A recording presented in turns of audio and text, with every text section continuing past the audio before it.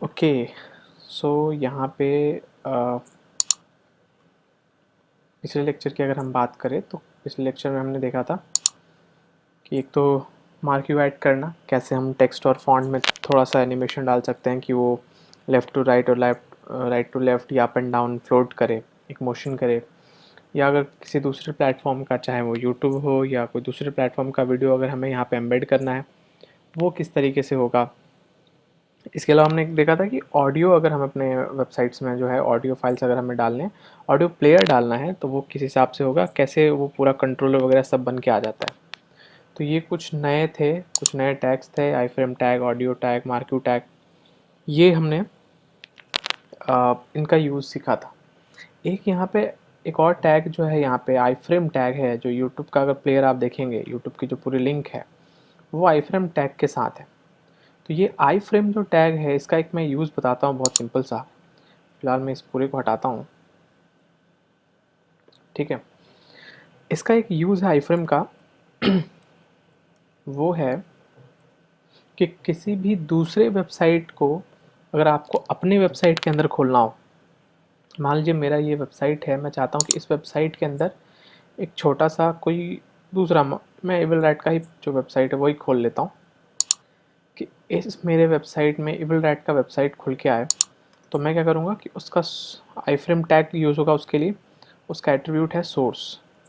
उस सोर्स में आपको लिंक प्रोवाइड करना है कि कौन सी लिंक जो है, कौन सी वेबसाइट जो है आप अपने वेबसाइट के भीतर खोलना चाहते हैं। अब मैं इसको अगर रिफ्रेश करूँ तो आप देखेंगे तो ये मेरे पेज में एक छोटा सा, यहाँ पे हमारे इस पेज में एक छोटा सा ये एबल राइट का पेज जो है, वो यहाँ ये एबल राइट का एक पेज खुल के आ गया, इतना छोटा सा, देख रहे हैं ये। सो ये जो क्या हुआ, बेसिकली यहाँ पे जो पेज खुल रहा है ये वही पेज है, ये जो एबल राइट का पेज अगर मैं खोलूँ यहाँ पे ऑफिशियल पेज, तो ये कुछ इस तरीके का लोडर आता है शुरू में। उसके बाद जो है ये वेबसाइट यहाँ से खुल के आती है इस तरीके से। तो ये पूरा का पूरा वेबसाइट जो है मैं चाहता हूँ मेरे ही वेबसाइट में खुल जाए। तो यहाँ पे एक छोटा सा एरिया जो है, यहाँ पे देखिए ये टॉक टो का जो चैटिंग है, ये भी ये वाला सिस्टम वो वहाँ पे खुल के आ गया। तो ये पॉसिबल है कि आप किसी भी थर्ड पार्टी की वेबसाइट जो है अपने वेबसाइट में खोल सको। इसके कुछ एट्रीब्यूट्स हैं, एक है हाइट एट्रीब्यूट। अगर इसकी आपको हाइट सेट करनी है, मान लीजिए मैं हाइट देता हूँ इसकी 400 पिक्सल, ठीक है। अब इसको रिफ्रेश करूँ तो ये देखिए इसकी हाइट जो है वो इंक्रीज़ हो गई। पहले वो छोटा था, अब ये इतना बड़ा आ रहा हाइट में। ठीक इसी तरह हाइट की तरह इसका एक और एट्रीब्यूट है, वो है विड्थ का एट्रीब्यूट। मैं इसकी विड्थ दे देता हूँ 800 पिक्सल। तो ये देखिए अब इसकी जो विड्थ है वो भी इंक्रीज़ हो गई, उसकी हाइट जो है ये भी इंक्रीज़ हो गई।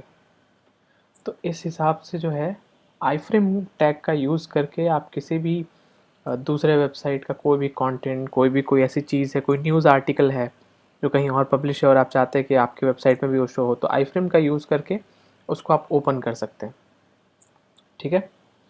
तो ये एक आई फ्रेम टैग हो गया।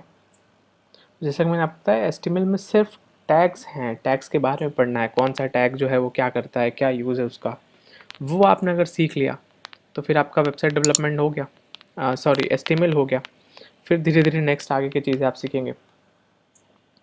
नाउ ये हमारा हो गया एक टैग जो है। मैं आपको एक और बताता हूँ, हेड टैग में एक और सेक्शन आएगा, उसका नाम है लिंक टैग।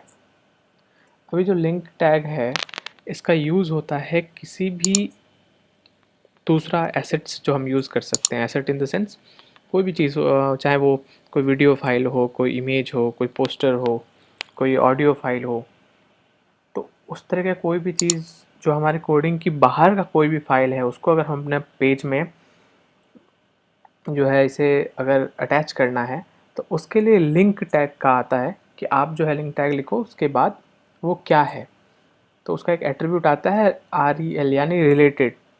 कुछ जो लिंक है, जिस भी फाइल की या जिस भी कंटेंट का आप लिंक दे रहे हैं वो बेसिकली क्या है। तो मान लीजिए मैं यहाँ पे लिखता हूँ वो आइकन है, मतलब एक मैं आइकन की एक फ़ाइल है उसको लिंक करना चाहता हूँ। उसके बाद तो फिर उसके बाद आपको देना है कि उसका एड्रेस क्या है, फिर कहाँ पे है वो लिंक। तो सेम एड्रेस एलोकेट करने के लिए जो हमारा एट्रीब्यूट है वो है सोर्स एट्रीब्यूट। अब सोर्स में हमें क्या लिखना है कि हमारा जो भी फाइल है, जो भी हम उसको लिंक के तौर पे यूज़ करना चाहते हैं, उसकी लोकेशन क्या है। तो मान लीजिए मैं जो है एक इमेज निकाल लेता हूँ, एक सर्च करता हूँ यहाँ पे गूगल में।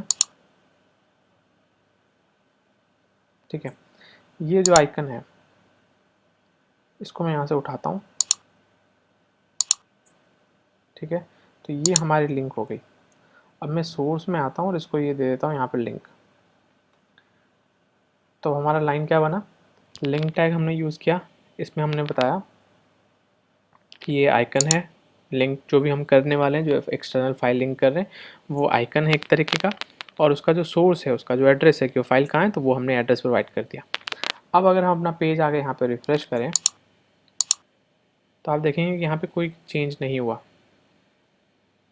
ठीक है, सो बेसिकली क्यों नहीं हुआ, क्योंकि ये हेड टैग में लगा हुआ लिंक है, और लिंक टैग जो है वो हेड में ही यूज़ होता है। बट जो रिलेटेड है, जो रिलेशन है, वो आइकन मैंने यहाँ पर डाला है। बट अब मैं आपको इसमें एक चीज़ दिखाता हूँ।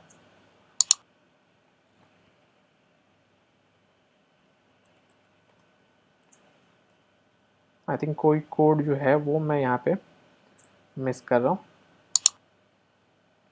ओके ओके ओके ओके, तो मुझसे गलती ये हुई कि लिंक टैग में मैंने SRC लगा दिया, जबकि लिंक टैग में SRC ना लग के HREF लगेगा, रेफरेंस टैग लगेगा। तो ये मैंने यहाँ पे HREF डाला। अब मैं अगर इस पेज को रिफ्रेश करूँ तो अब देखेंगे कि पेज पे कोई चेंज नहीं हुआ है, पर अगर आप ध्यान दें तो चेंज कहाँ हुआ है, इस टैब में यहाँ पर एक आइकन क्रिएट होके आ गया है, और ये वही इमेज है जिसकी लिंक जो है हमने अभी डाली है। तो टैब के ऊपर जो नाम आता है वो हो गया टाइटल, आपके वेबसाइट का टाइटल। उसके बाद उसी टैब में कॉर्नर में जो आइकन बन के आता है उसको कहते हैं फेविकॉन। फेविकॉन नाम बहुत यूज़ करते हैं इसके लिए लोग। सो ये जो फेविकॉन है, यहाँ पे क्या करते हैं कि आप अपने वेबसाइट के लिए कोई लोगो अलॉट कर सकते हैं। लेट्स सपोज जैसे ये एविल राइट का पेज हो गया, उस एविल राइट का पेज का नाम पूरा हमने evil right technologies let's build a better tomorrow, ये पूरे टैगलाइन के साथ उसकी टाइटल रख दी वेबसाइट की। उस वेबसाइट का लोगो क्या होगा, तो यहाँ पे जो फेविकॉन है वो ये रैट की इमेज है। ठीक है, अब गूगल का अगर आप देखें तो गूगल का यहाँ पे जो जी है वो उसका आइकन उसके फेविकॉन के तौर पे है। W3 स्कूल्स का आइकन कुछ इस तरीके का है। तो टैब के अंदर टाइटल लगाना हो तो टाइटल टैग का यूज़ करते हैं, और जब हमें फेविकॉन लगाना हो, लोगो अटैच करना है अगर टैब में, तो उसके लिए जो कमांड है वो लिंक टैग का यूज़ होगा। उसमें आपको बताना है रिलेटेड टू में आपको लिखना है कि वो आइकन। तो जब आप आइकन लिखेंगे तो ब्राउज़र उसको समझ जाएगा कि ये किसकी बात हो रही है, यहाँ पे जो फेविकॉन है ये उसके लिए हो है लिंक टैग। और उसके बाद जहाँ पे भी आपका इमेज है वो लिंक दे सकते हैं। अगर आपके सिस्टम पे ही है, कंप्यूटर में ही है, तो उसका आप वैसे ही देना जैसे इमेज सोर्स में आप दे रहे थे, वैसे इसका भी यहाँ पे सोर्स दे देना है। और अगर वो बाहर का कहीं है तो ऐसे प्रॉपर लिंक प्रोवाइड करनी है। ठीक है, तो ये हो गया लिंक टैग।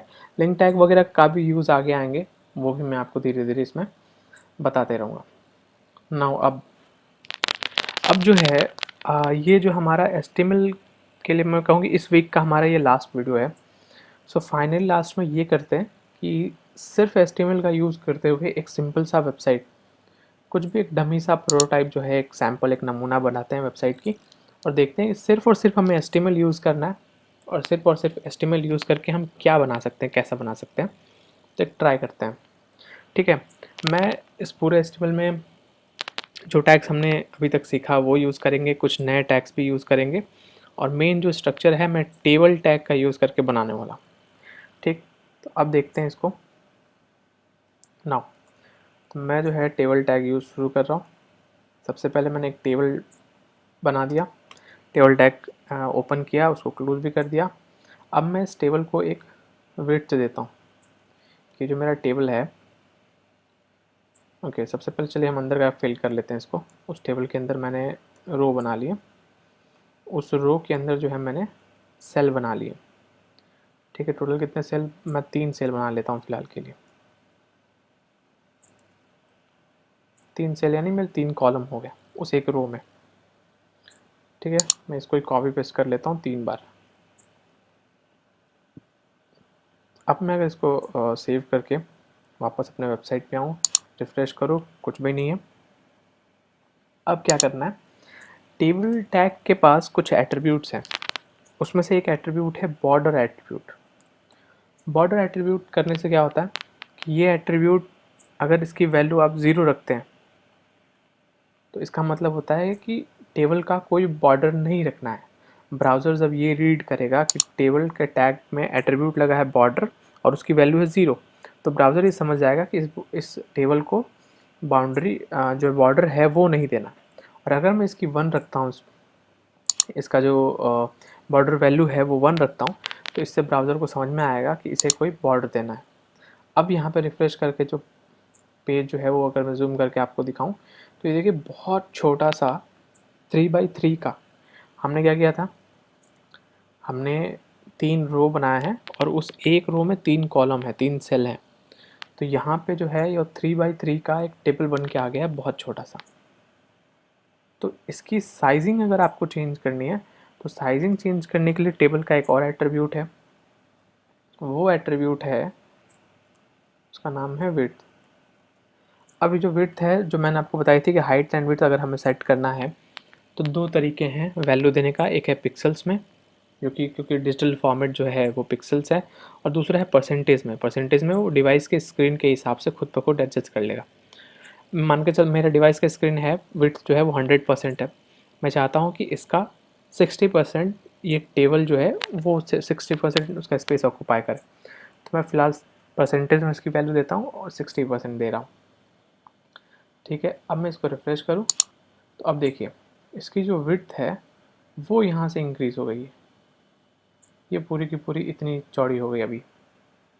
ठीक है, पहले बहुत छोटा सा था, दुबक्के आ रहा था। अब इसकी जो हाइट है,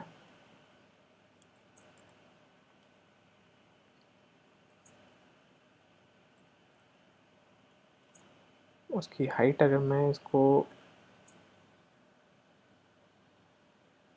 ये मैंने उसकी हाइट भी दे दी। तो मैंने क्या रखा कि विड्थ जो है वो 60% रख दिया और हाइट जो है वो 50% रख दिया। मैं इसको एक काम करता हूँ, एक और थोड़ा इंक्रीज़ कर देता हूँ।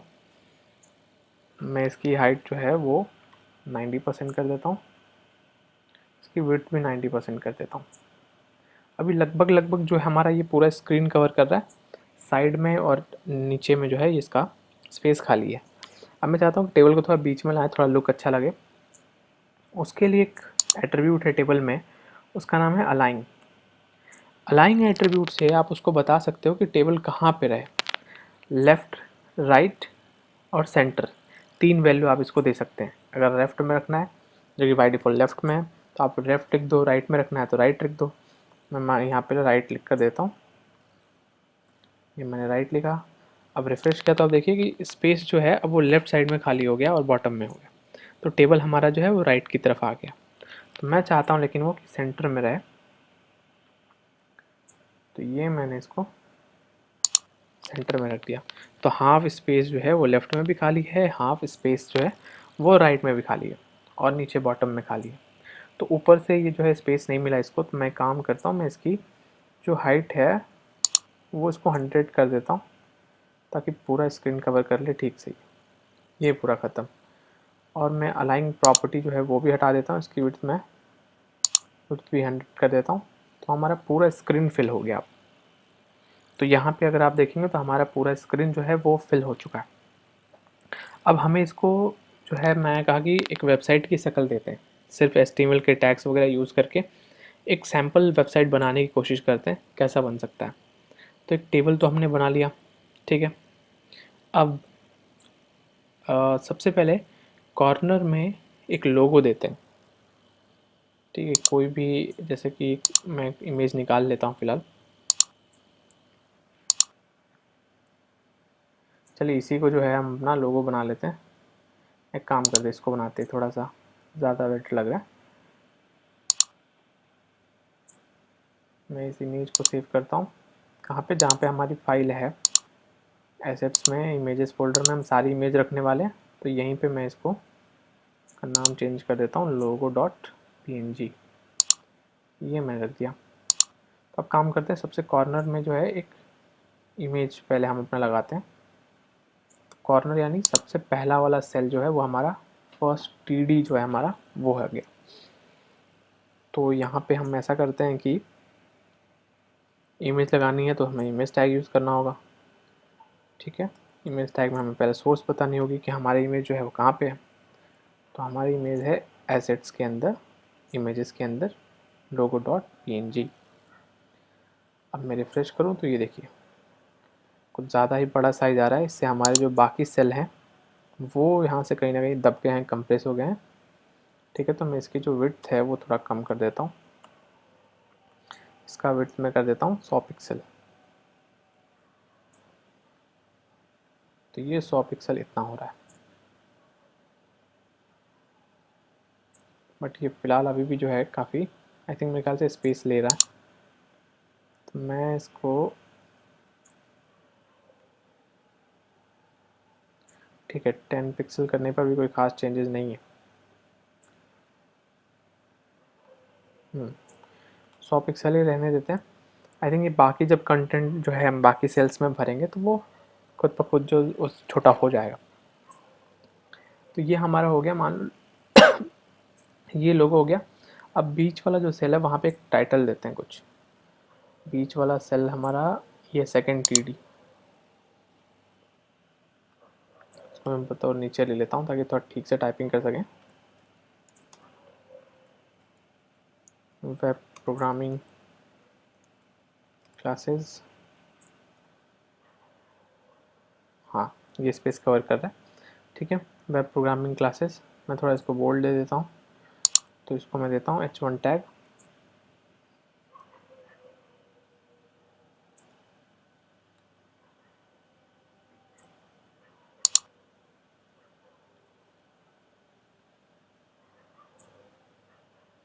ये हमारा बोल्ड में आ गया।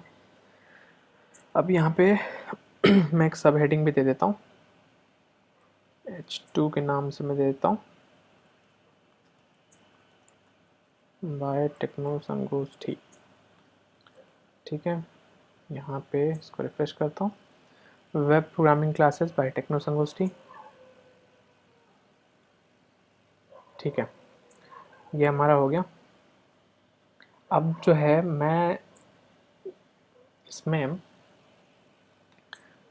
एक दो लाइन और ऐड कर देते हैं, और वो मैं चाहता हूँ मैं नॉर्मल पैराग्राफ रखता हूँ, उसका फॉन्ट सबसे छोटा ही रहेगा। वहाँ पे लिख देता हूँ एन एजुकेशनल प्लेटफॉर्म बाय विलरेट टेक्नोलॉजीज़। इसको मैंने कर दिया। तो अब यहाँ पे देखिए आप कि हमारे यहाँ इस कॉर्नर में मैंने एक लोगो डाल दिया, बीच में जो है हमारा पे ये मैं हेडिंग डाल दी, एक सब हेडिंग डाल दिया और एक डिस्क्रिप्शन डाल दिया छोटा सा।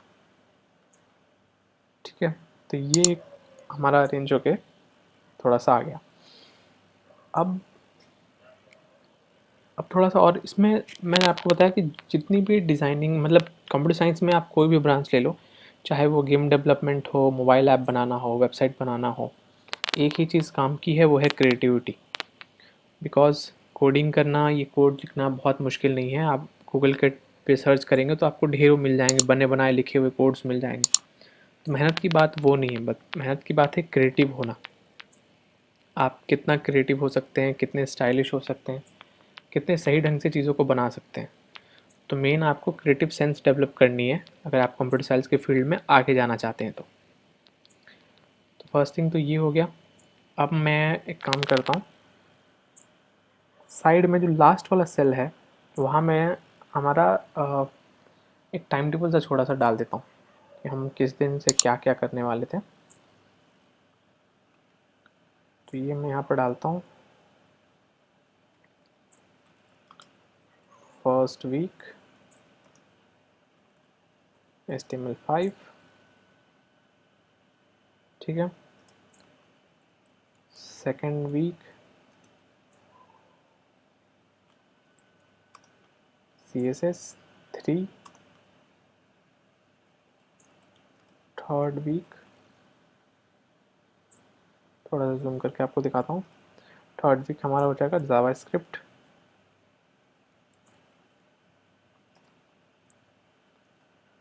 Fourth week final deployment. ठीक है, 4th वीक जो है उसमें मैं प्रॉपर आपको सारी चीज़ें बताऊंगा। खुद का डोमेन आप कैसे ले सकते हैं, एक होस्टिंग कैसे लेते हैं, उसके बाद लाइव सर्वर पे कैसे अपने फाइल्स को डालते हैं, अपने वेबसाइट को कैसे गूगल सर्च में लेकर आते हैं कि गूगल पे आप कोई सर्च करते तो आपकी वेबसाइट दिखे, आपका एक खुद का डोमेन एक यूआरएल कैसे जनरेट करते हैं, वो सारी चीज़ें हम 4th जो हमारा वीक है उसमें सीखेंगे। तो उससे पहले हम वेब डेवलपमेंट वेबसाइट बनाना पूरी तरीके से सीख लें पहले। तो ये मैंने डाल दिया।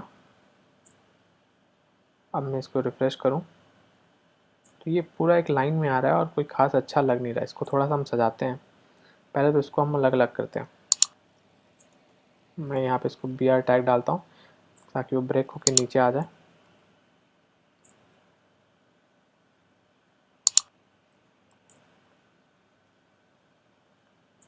ठीक है, अब ये थोड़ा सा बेटर लग रहा है। First week, second week, third week, fourth, ये जो है ब्रेक होके एक के नीचे एक आ गया। अब थोड़ा सा ये मैं इसको हाईलाइट कर देता हूँ। तो इसको हाईलाइट करने के लिए मैं यूज़ करता हूँ B tag, that is bold tag. अगर टेक्स्ट को हमें बोल्ड करना है तो क्या यूज़ करना होता है, ये सारे जो भी हमारे टाइटल के तौर पे एक तरीके से हैं, मैं इसको बोल्ड कर देता हूँ फ़िलहाल। तो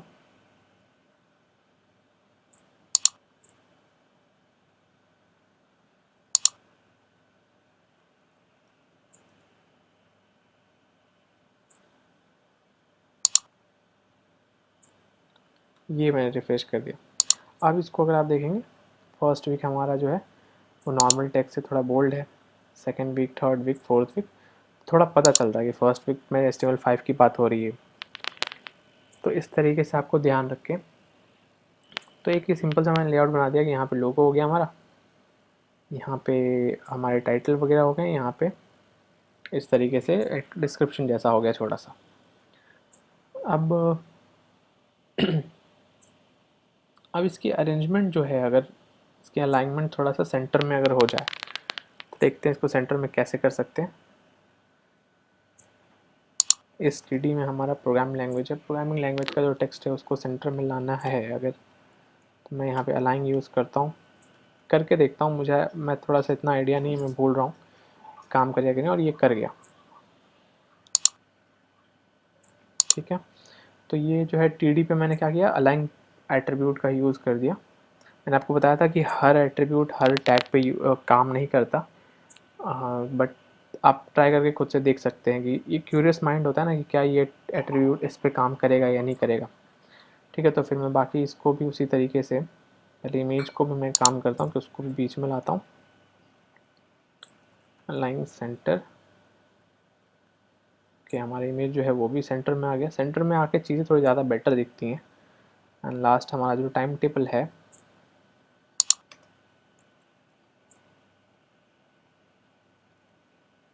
ये भी हमारा हो गया अलाइन सेंटर।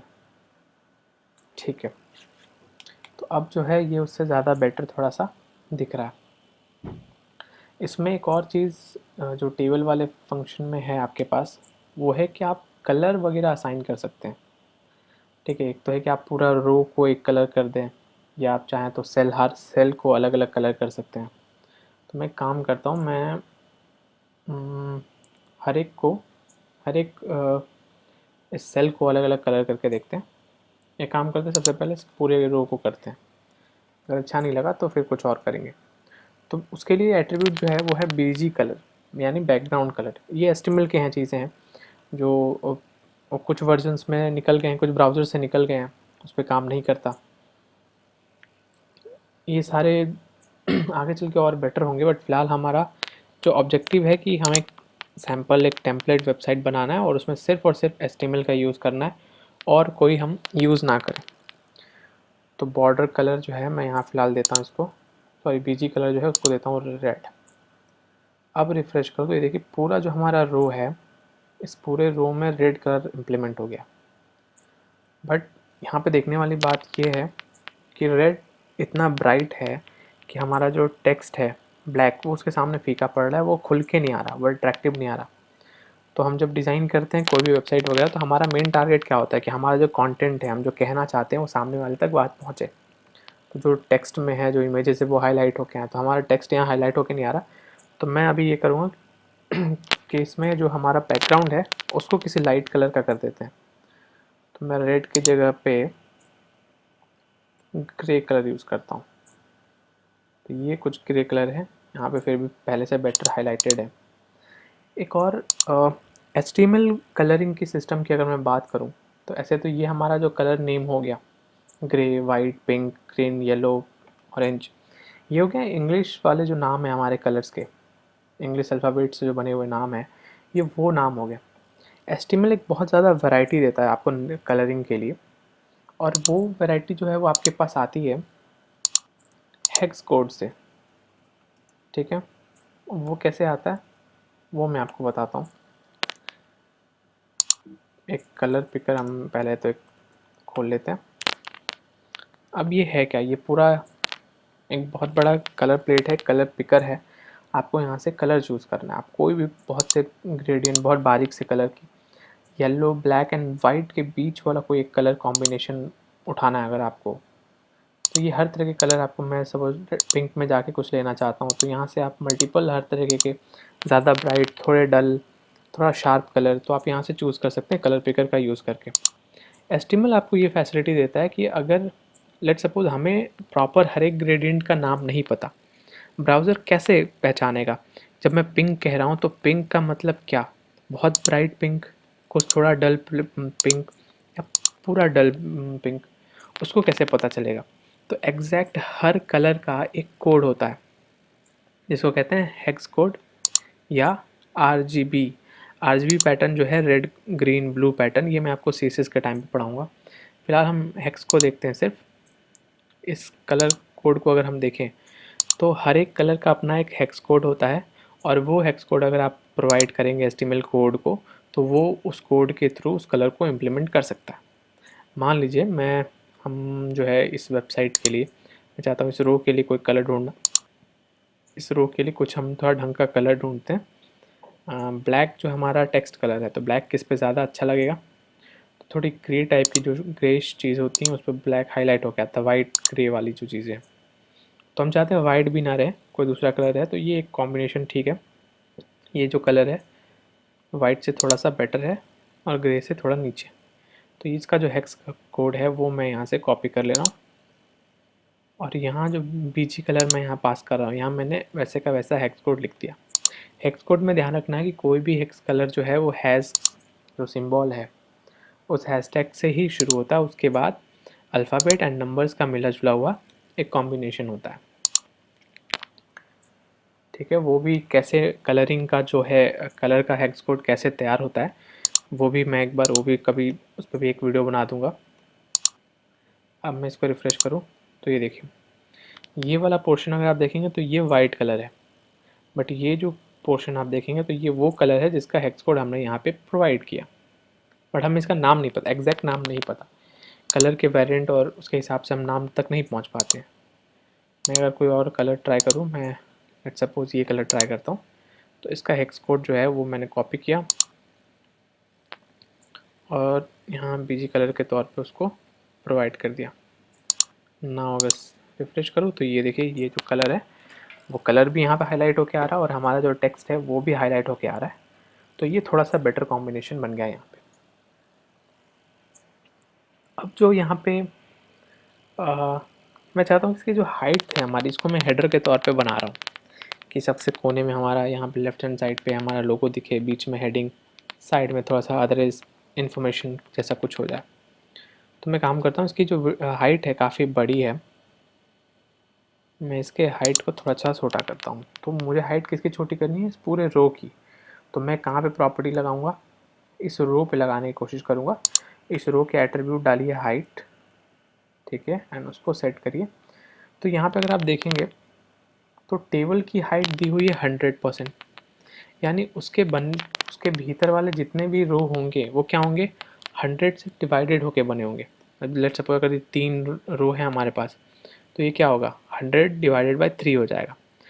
वन थर्ड इसको मिलेगा, वन थर्ड हाइट इसको मिलेगी, वन थर्ड हाइट इसको मिलेगी। अब ये दोनों ब्लैंक है, इसमें कंटेंट ज़्यादा है तो इसलिए उसकी हाइट ज़्यादा है। तो इसके अलावा अगर मैं प्रिस्क्राइब करना चाहता हूँ कि नहीं, मुझे 100% में से 30% नहीं चाहिए, 1/3 नहीं चाहिए, थोड़ा सा हिस्सा चाहिए, मान लो मुझे 15% ही चाहिए, तो मैं यहाँ पे हाइट जाके उसकी आप डिफ़ाइन करिए और अब रिफ़्रेश करें तो ये देखिए ऊपर जो है हमारा हेडर बन गया है प्रॉपर, कोई एक्स्ट्रा स्पेसिंग नहीं है कहीं पर भी। हमारा लोगो साइड में आ रहा है, हमारा जो टाइटल है वो भी आ गया और हमारा पे जो एक्सटर्नल इन्फॉर्मेशन है वो भी यहाँ पे बन के आ गई हमारे पास। ठीक है, तो ये एक हेडिंग हमने बना लिया। नाउ अब मैं चाहता हूँ यहाँ पे जो है एक इसके नीचे जो है, बिल्कुल इसके नीचे एक मार्क्यू चलाते हैं। चलिए एक सोचता हूँ मैं कि उसके नीचे जैसे गवर्नमेंट की वेबसाइट्स होती है ना, अगर एक गवर्नमेंट की वेबसाइट मैं यहाँ पे ओपन करता हूँ,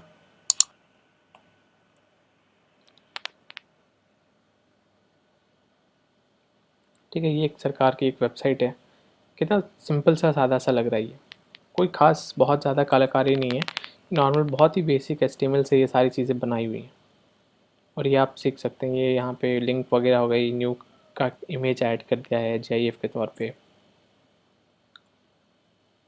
ठीक है, अगर कोई और वेबसाइट मैं आपको लूँ, सब ये देखिए जो टेक्स्ट है ये इस तरफ आ रहा है जा रहा है, तो ये क्या है, ये मार्क्यू वाला जो एनिमेशन है यहाँ पे वो अप्लाई हुआ है, जो हमने सीखा था कल राम जी की फ़ोटो लगा के। और इसका क्या जो एट्रीब्यूट यूज़ हुआ है वो है उस पर अल्टरनेट वैल्यू के साथ, कि ये जो है ना ये लेफ़्ट से निकल के राइट को एग्ज़िट नहीं हो रहे हैं, ये बाउंस बैक हो रहे हैं, लेफ़्ट पे टकराया फिर राइट को वापस आ गया। तो ये जो एनिमेशन है ये बेसिकली उसी के थ्रू अप्लाई किया गया, मार्क्यू के थ्रू अप्लाई किया गया। तो मैं भी सोच रहा हूँ एक नीचे हम एक मार्क्यू डालते हैं। ठीक है, अब इसके नीचे मुझे अगर एक मार्क्यू डालना है तो कैसे डालूँगा, 3 अलग अलग सेल हैं, तो अब मुझे क्या करना है, उसके नीचे एक रो बना लेता हूँ मैं। ठीक है, ये मैंने रो बनाया और ये रो थोड़ा हाईलाइटेड हो गया है, तो मैं इसको एक बीजी कलर दे देता हूँ। बैकग्राउंड कलर हो जाएगा इसका येलो। ठीक, तो ये मेरा पूरा यहाँ पे बन के आ गया, हमारा पूरा का पूरा रो बन के आ गया, बट यहाँ पे फ़िलहाल कलर शो नहीं हो रहा। तो कलर कब शो होगा, कलर शो होगा जब एक सेल हम ऐड करेंगे इसमें। ओके, तो इस रो में एक सेल ऐड किया तो वो सिर्फ उतना ही स्पेस ले रहा है। अब हमें चाहिए कि ये जो हमारा एक सेल है, क्योंकि हमें अपना मार्क्यू पूरे स्क्रीन पे चलाना है, पूरे यहाँ से यहाँ तक चलाना है, तो हमें ये चाहिए अगर एक सेल में हम चलाएंगे तो यहाँ से चालू होगा यहाँ ख़त्म हो जाएगा। तो हमें ये चाहिए कि ये जो पूरा सेल है वो इन तीनों सेल के लेवल में आ जाए, प्रॉपर में आ जाए। मतलब क्या करना है हमें कि कंबाइन करना है किसको, 3 कॉलम को जो है कंबाइन करके एक में बनाना है। ये एक कॉलम, दूसरा कॉलम, ये तीसरा कॉलम। तो हमारा जो नीचे वाला रो है वो तीनों कॉलम के मिला के उसका विड्थ हो। तो उसके लिए होता है एक एट्रीब्यूट, उसको कहते हैं कॉल, COL यानी कॉलम का शॉर्ट फॉर्म, और स्पैन। ठीक है, कॉल स्पैन का मतलब है कॉलम स्पैन। इसमें बेसिकली होता क्या है कि आपको यहाँ पे डिफाइन करना होता है कि आप कितने कॉलम को मर्ज करना चाहते हैं। ये दो वैल्यू दो तरीके से होता है, एक होता है कॉलम स्पैन जब आपको कॉलम को मर्ज करना होता है, एक होता है रो स्पैन जब आपको रोज़ को मर्ज करना होता है। तो मान लीजिए हमारे पास कितने कॉलम है अभी, 1 2 3 कॉलम है। मैं चाहता हूँ कि ये वाला जो रो है वो इन तीनों कॉलम के मर्ज होके उतने बराबर में वो आए।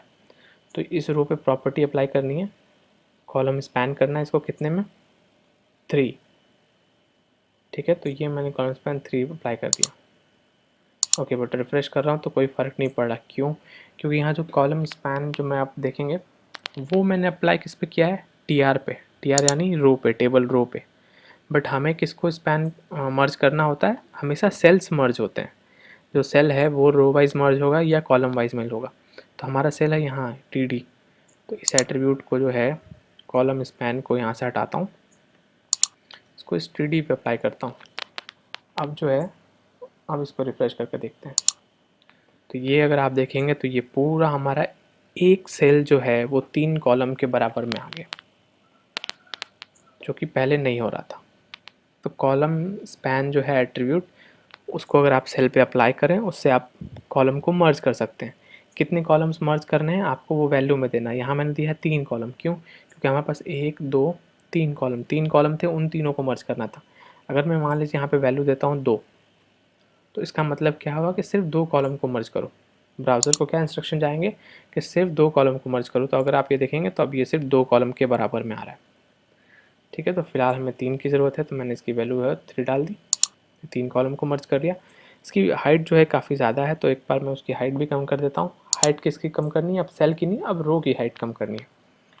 फिर रो की हाइट कम करेंगे तो खुद ब खुद सेल की भी कम हो जाएगी। तो रो की हाइट जो है वो मैं कर देता हूँ 5%। अभी देखिए बहुत छोटा सा बारीक सा एक वहाँ पे रो हमारे पास बन के आ गया। अब हमें क्या करना है कि इस रो में मार्क्यू चलाना है। तो हमको ऐड करना है मार्क्यू टैग, और इसमें कुछ लिख दीजिए।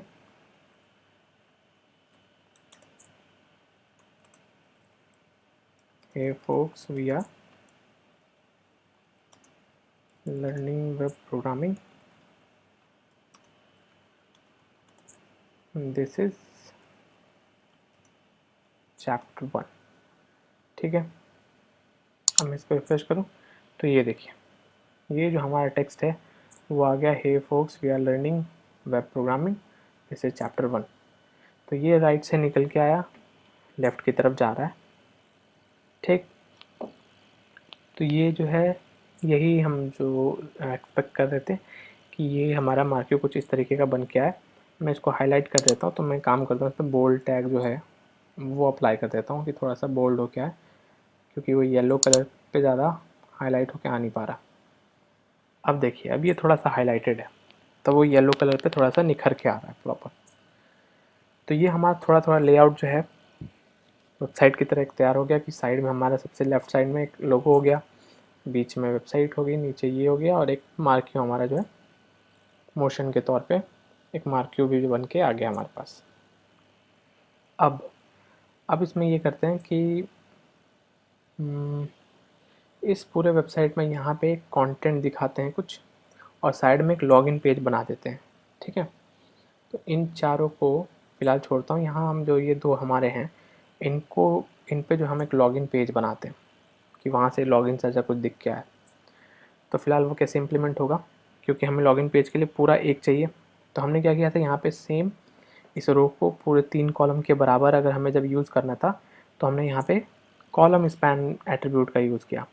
अब यहाँ पे 2 सेल हैं और इसको रो वाइज में हमें चाहिए, ये एक रो, ये दूसरा रो। ठीक है, हम चाहते हैं कि दोनों रो कंबाइन होके एक आ जाए, और ये बस ये सेल पे अप्लाई करना है। तो हम क्या करेंगे, जो भी सेल है हमें कौन से सेल पे अप्लाई करना है, ये होगा सेकेंड रो का थर्ड सेल। तो ये सेकेंड रो, उसका थर्ड सेल ये है।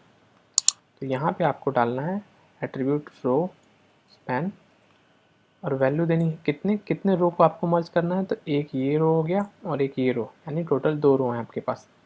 तो वैल्यू देना है 2।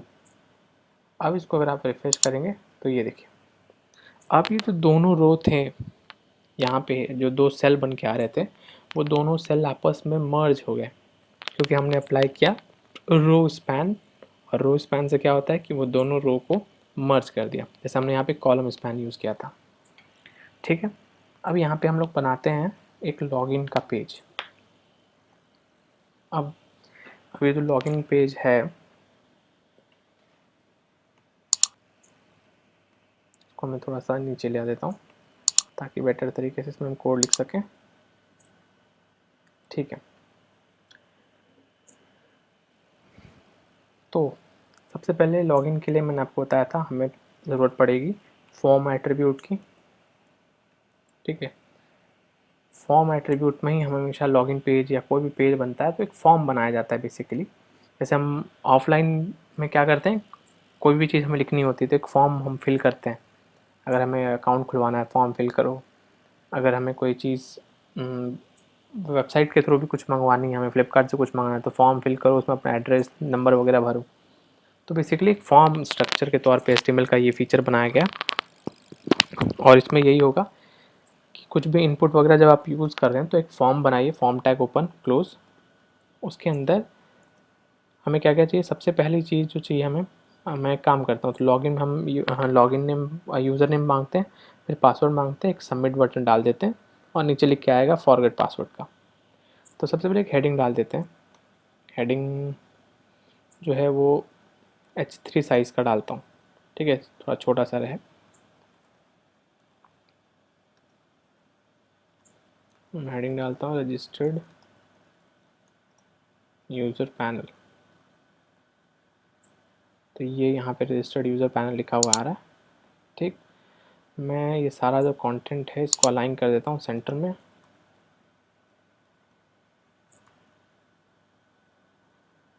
ये सेंटर में आ गया। रजिस्टर्ड यूज़र पैनल नाम से हमारा ये पूरा सेक्शन होगा। अब इसके नीचे जो है एक और नया टैग आपके लिए इंट्रोड्यूस हो रहा है, वो है लेबल टैग। लेबल टैग का बेसिकली यूज़ क्या होता है? लेबल टैग का यूज़ होता है कि जब आप सिंपल सा कोई भी टेक्स्ट किसी के लेबलिंग के लिए यूज़ कर रहे हैं, तो इस टैग का आप यूज़ कर सकते हैं।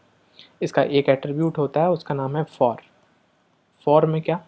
फॉर में वैल्यू दी जाती है कि ये लेबल आप किसके लिए यूज़ कर रहे हैं, वो आपको लिखना होता है। आप कुछ भी लिख सकते हैं अपने मन से। मान लीजिए ये जो लेबल है मैं यूज़र नेम के लिए यूज़ कर रहा हूँ, तो मैं यहाँ पे लिख दूँगा यूज़र नेम, और वो लेबल में आपको क्या शो करना है, उसकी वैल्यू दोनों टैग के बीच में ग्लोबल में मुझे चेक करना है यूज़र नेम कोलोन, ठीक। अब देखते हैं कि हुआ क्या है स्क्रीन पे। चलते हैं वहाँ, रिफ्रेश करते हैं, तो यहाँ पे यूज़र नेम और कोलोन बन के बस यहाँ पे लिखा हुआ आ रहा है। कोई ख़ास फ़र्क नहीं है, बिल्कुल आप पी टैग भी अगर लगाते हैं तो वो भी कुछ ऐसा ही बन के आता है, ठीक है। बट यहाँ पे यूज़ क्या आप कि मैं चाहता हूँ कि ये लेबल टैग आ जाए और उसके आगे आ जाए एक इनपुट बॉक्स कुछ एंटर करवाने के लिए। इनपुट का टाइप क्या होगा मेरा कि मैं टेक्स्ट लूँगा, उसका यूज़र नेम पूछ रहा हूँ, तो यूज़र नेम एक टेक्स्ट होगा। ये मैंने रिफ्रेश कर दिया। अब यहाँ पे अगर देखेंगे तो यहाँ लिखा हुआ आ रहा है यूज़र नेम, और ये टेक्स्ट हो गया हमारा कि इस इनपुट बॉक्स में आप अपना यूज़र नेम लिखो। सिंपल से इसके मायने हो गए। थोड़ा सा जो इनपुट बॉक्स है उसको बेटर कर देता हूँ। यहाँ पे एक प्लेस होल्डर आप डाल सकते हैं। प्लेस होल्डर मैंने आपको बताया था कि इस इनपुट बॉक्स के अंदर कुछ मार्क के तौर पे डालना हो, जिससे लोगों को पढ़ के समझ में आ सके कि ये इनपुट किसके लिए, इनपुट बॉक्स किसके लिए है। तो प्लेस होल्डर में लिख सकते हैं, यहाँ मैं लिख देता हूँ एंटर योर यूज़र नेम। अब मैं रिफ़्रेश करूँ तो यहाँ देखिए बहुत ही डीम कलर के साथ, थोड़ा सा डल कलर के साथ यहाँ पे अंदर में लिखा हुआ आ रहा है एंटर योर नेम, ठीक है। तो अगर मैं ये सब हाइड भी कर दूँ, ये सारी यूज़र नेम और ये सब हटा दो रजिस्टर्ड यूज़र पैनल, और सिर्फ ये जो इनपुट बॉक्स है वो भी किसी के सामने रखूँ, तो उसको पता चल जाएगा कि भाई ये एंटर यूज़र नेम, यानी ये जो इनपुट बॉक्स है वो यूज़र नेम एंटर करने के लिए बनाया गया।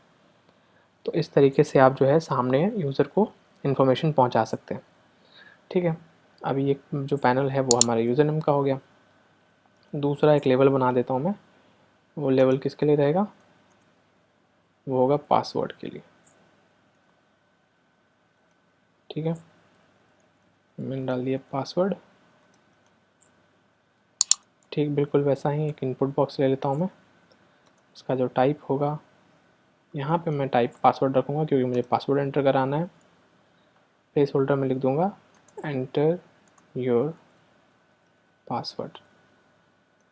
अब रिफ़्रेश करें तो ये देखिए यहाँ पे ये रजिस्टर्ड यूज़र नेम में यूज़र नेम बन के आ गया, एक इनपुट बॉक्स, देन पासवर्ड और पासवर्ड का इनपुट बॉक्स।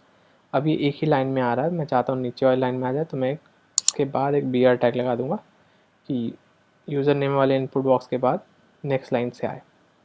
तो ये पासवर्ड जो है वो नीचे आ गया। अभी बहुत वर्टिकली जो हैं काफ़ी थोड़े से कंप्रेस्ड तरीके से आ रहे हैं, बहुत कंजस्टेड होके आ रहे हैं। तो मैं एक काम करूँगा, मैं थोड़ा सा और स्पेसिंग इनके बीच में दे दूँगा। 2 BR टैग और डाल दिए मैंने। आप यहाँ पे देखेंगे तो ये प्रॉपर स्पेसिंग से आ रहे हैं यहाँ पे, ठीक है। रजिस्टर्ड यूज़र पैनल में भी मैं एक काम करता हूँ, यहाँ पे भी थोड़ा सा स्पेसिंग के लिए एक BR टैग दे देता हूँ। तो ये भी यहाँ पे हमें BR टैग मिल गया। अब हम क्या करना है कि बटन भी दे देता हूँ मैं यहाँ पे, ठीक है। तो एक तो मैंने आपको बताया था उस दिन के इनपुट टाइप इक्वल्स टू जब सबमिट करते हैं तो उससे भी एक बटन क्रिएट हो जाता है। एक जो मैंने आपको पिछले वीडियो में बनाया था कि इनपुट टाइप अगर आप चूज़ करते हैं सबमिट और वैल्यू दे देते हैं कुछ,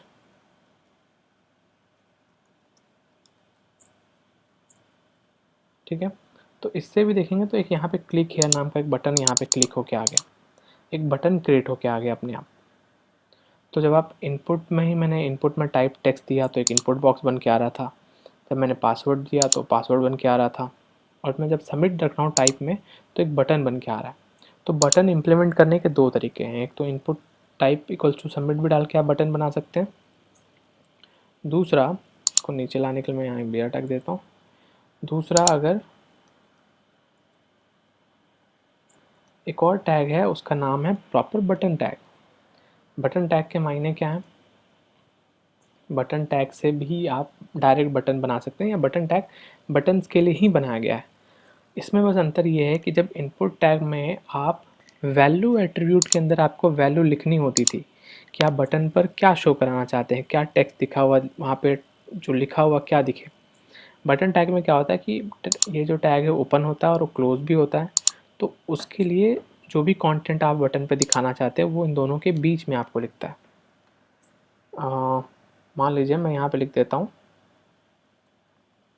क्लिक हियर टू रजिस्टर, ठीक है, ये मैंने बटन के ऊपर लिख के इसको रिफ्रेश किया।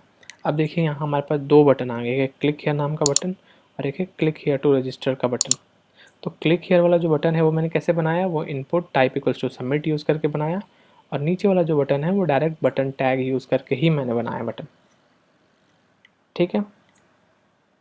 तो इस तरीके से फ़िलहाल मैं बटन टैग वाला जो है, या हाँ बटन टैग, मैं इनपुट टैग जो है वो हटा देता हूँ, हम बटन टैग का यूज़ करते हैं इसमें। ये आ गया, थोड़ी सी स्पेसिंग के लिए मैं यहाँ पे बी आर टैग दे देता हूँ, ये यहाँ पे स्पेस बन के आ गया।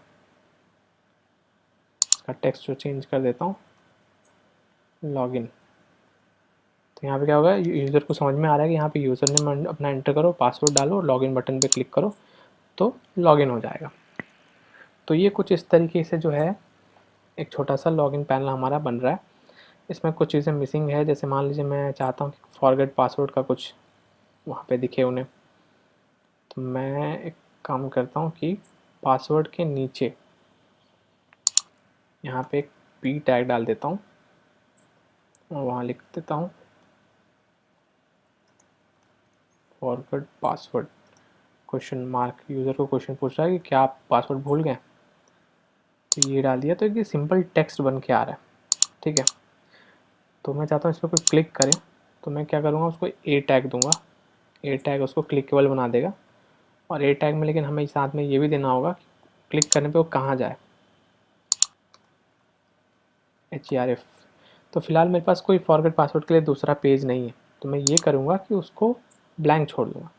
ब्लैंक छोड़ने से क्या होगा, क्लिकेबल तो बनेगा बट कहीं क्लिक होके जाएगा नहीं, क्योंकि उस पर कोई एड्रेस डाली ही नहीं गई है कि क्लिक होने के बाद कहाँ जाए, तो कहीं नहीं जाएगा बट क्लिकेबल रहेगा वो। तो यहाँ पे हमारा फॉरगेट पासवर्ड वाला जो सेक्शन है ये भी बन गया। ये थोड़ा उतना अच्छा नहीं लग रहा, तो मैं इसको थोड़ा सा और बेटर करता हूँ, मैं इसको यहाँ से हटा देता हूँ। एक और टैग है, उस टैग का नाम है HR टैग।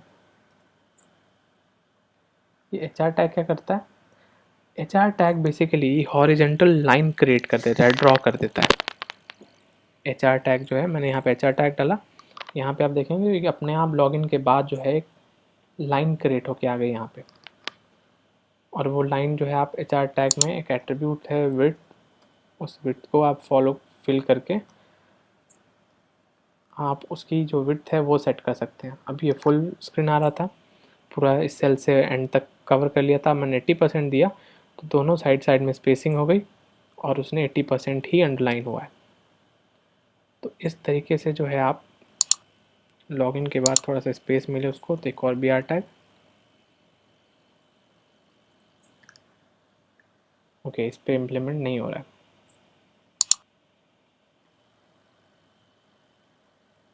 ठीक है, इसको बाद में देख लेंगे। तो ये जो है फ़िलहाल लॉगिन एक अंडरलाइन होके आ गया। अब मैं चाहता हूँ कि अब इस अंडरलाइन के नीचे जो है हमारा ये फॉरवर्ड पासवर्ड वाला सेक्शन आए, ये पहले से थोड़ा ज़्यादा बेटर लग रहा है। ठीक है।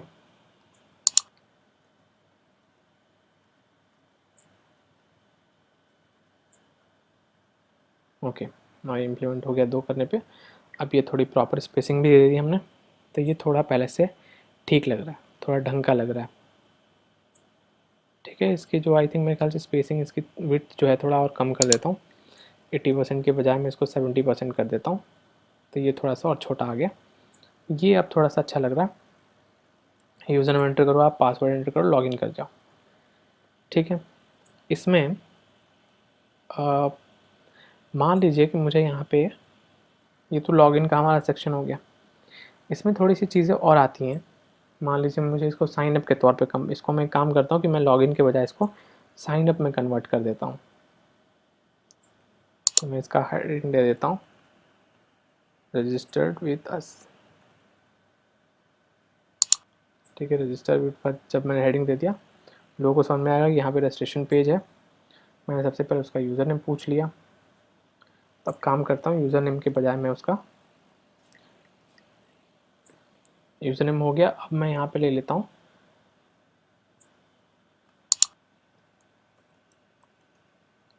मैं उनसे पूछता हूँ उनका ईमेल।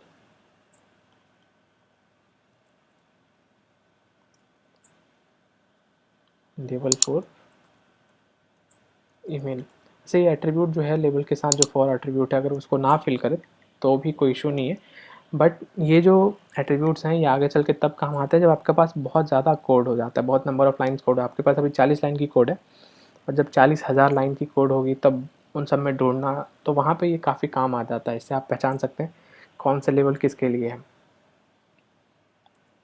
यहाँ मैं इनपुट अप्लाई करता हूँ। इनपुट का जो टाइप है वो देना है हमें ईमेल टाइप। ठीक है, प्लेस होल्डर दे देता हूँ, एंटर योर ईमेल आईडी। यहाँ पे ईमेल का जो सेक्शन है वो क्रिएट होके आ गया। थोड़ा सा यहाँ स्पेसिंग देनी होगी हमें। ठीक है, यूज़र नेम, पासवर्ड, ईमेल, 3 चीज़ें आ गई। अब इसके अलावा जो है,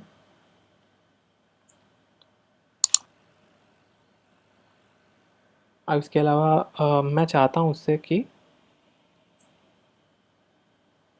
कहीं पे, अच्छा 3 यहाँ पे यूज़र नेम हो गया।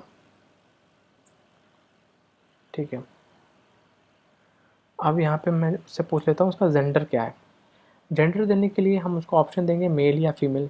वो कैसे देंगे? कई सारे बटन पे आपने देखा होगा कि राउंड सर्कल में बटन आते हैं, मेल या फीमेल चूज़ करो उसमें से। तो मेल के सामने भी एक राउंड रहेगा और फीमेल के सामने भी रहेगा। उसे कहते हैं रेडियो बटन।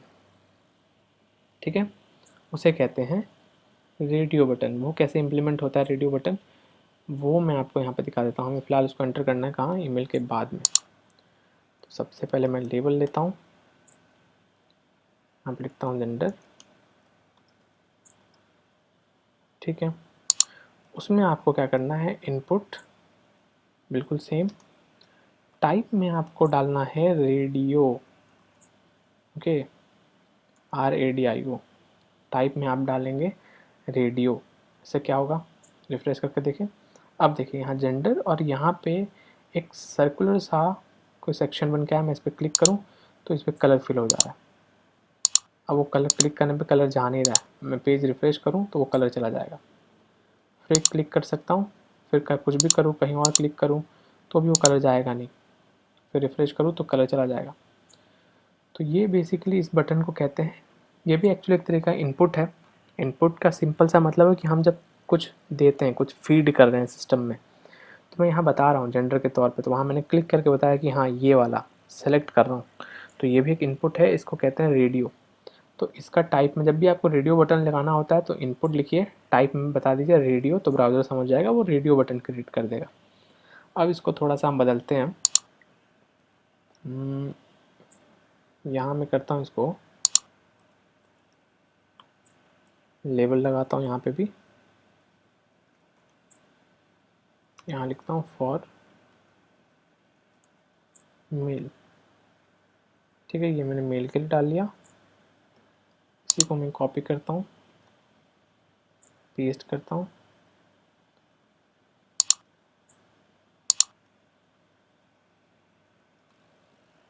रिफ्रेश करके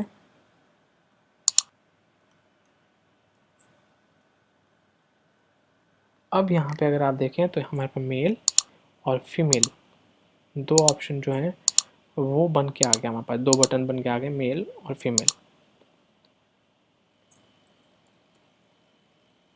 ठीक है, तो ये हमारे पास रेडियो बटन भी आ गए कि भाई अपना नाम एंटर करो, आप पासवर्ड डालो, ठीक है, ईमेल एंटर करो, इसके बाद मेल हैं या आप फीमेल हैं अपना जेंडर चूज़ करिए, या मैंने चूज़ कर दिया मेल जो है, अगर कोई जो फीमेल है वो फीमेल पे चूज़ करके मेल छोड़ देगा, अगर मैं मेल हूँ मेल पे क्लिक किया मैंने, फीमेल को मैंने ब्लैंक छोड़ दिया।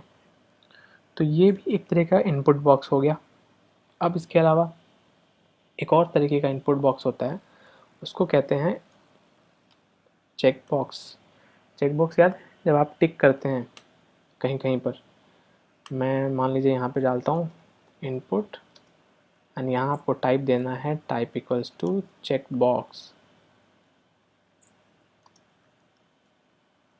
इसको रिफ्रेश करते हैं, ये देखिए यहाँ पे एक बॉक्स क्रिएट करके आया जिस पे मैं क्लिक कर रहा हूँ तो टिक हो रहा है, फिर वापस क्लिक कर रहा हूँ तो हट जा रहा है। ये रेडियो बटन पे नहीं हो रहा था, रेडियो बटन अगर मैंने एक बार सेलेक्ट कर लिया तो वो अनसेलेक्ट नहीं हो रहा था, बट चेक बॉक्स में क्या है, मैं क्लिक कर दूँ अगर वापस तो वो टिक हट जाएगा, अगेन क्लिक करूँ तो वो टिक वापस आ जाएगा।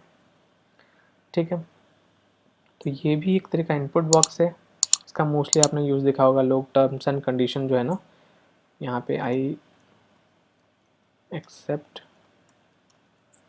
Terms and conditions of this organization. ठीक है, ये मैंने यहाँ पे रिफ्रेश किया,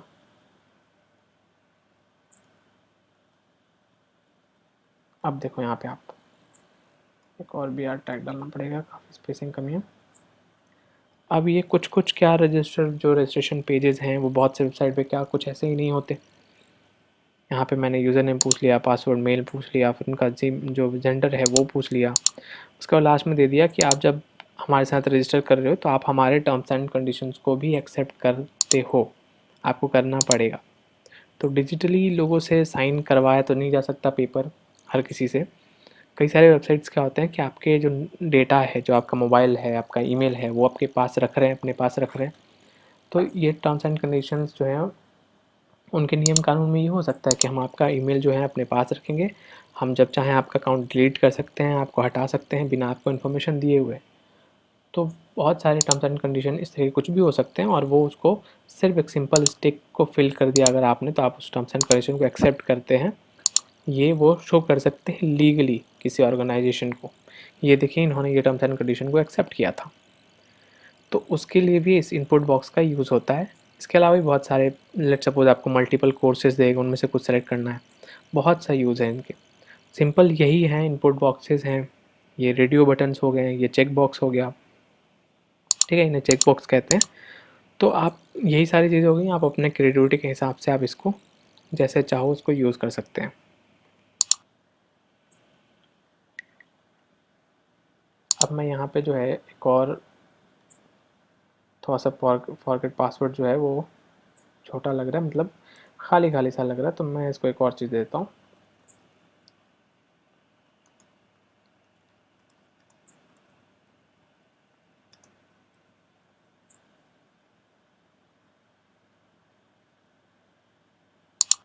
ठीक है, अगर अब यहाँ पे भी देखेंगे तो मैं इसको ए टैग के अंदर लिखा है मैंने, बट ये एक लिंक के तौर पे नहीं आ रहा है, ये हाइपर टेक्स्ट के तौर पे नहीं आ रहा, ब्राउज़र हमें नहीं बता रहा कि इसके पीछे कोई लिंक छुपा हुआ है।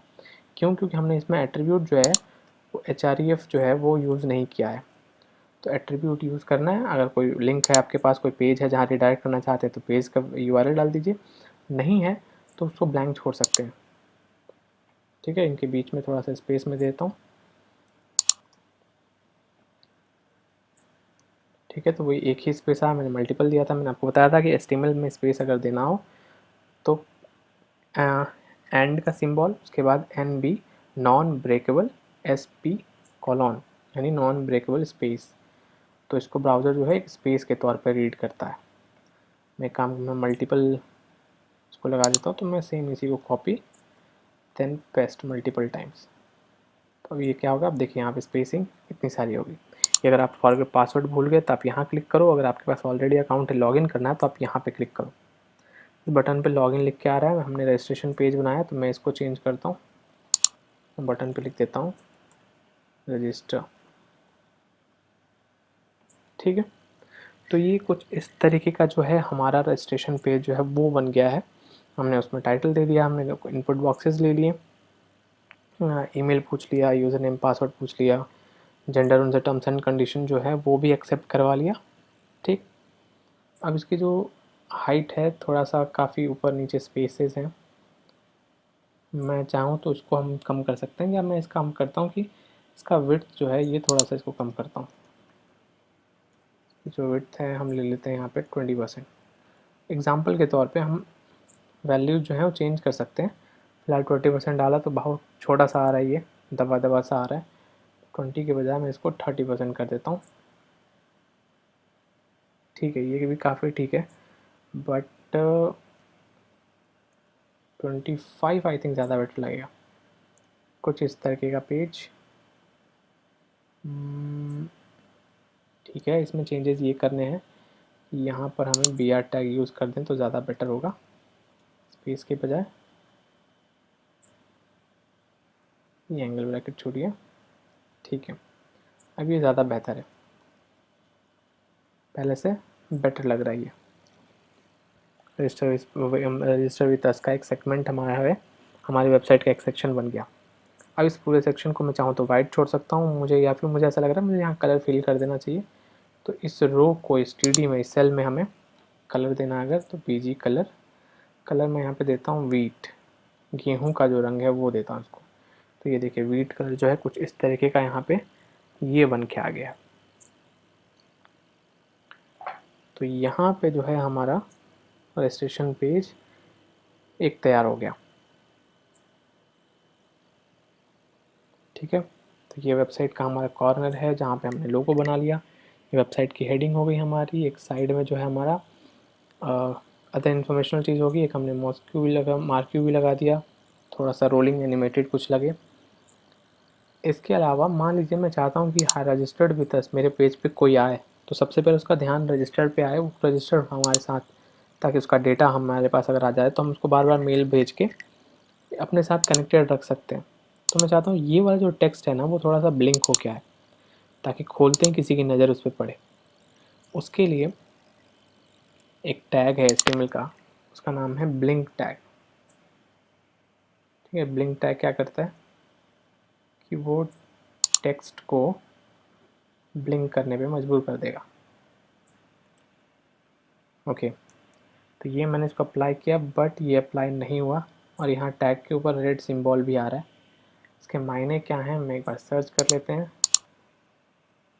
Apply blink property on HTML text. तो ये ब्लिंक टैग के बारे में यहाँ पे आ गया कुछ इस तरीके। The blink is a deprecated HTML tag, some browser में still have blink support, it is in the process of being dropped. Okay, मतलब कई सारे ब्राउज़र जो हैं इसको छोड़ने की कगार पे हैं, मतलब उसको ड्रॉप करना चाहते हैं, ब्लिंक प्रॉपर्टी को सपोर्ट नहीं कर रहे, अभी कुछ कर रहे हैं बट तैयारी सबकी यही है कि वो इसको रिमूव कर दें फ़िलहाल। तो ये जो पेज है वो कब का आर्टिकल है, ये थोड़ा पता लगाना मुश्किल है। आई थिंक मेरे ख्याल से शायद जो ब्लिंक टैग है उसको रिमूव कर दिया गया और शायद इसकी वजह से काम नहीं कर रहा। ओके, देख लेते हैं डायरेक्ट ब्लिंक टैग।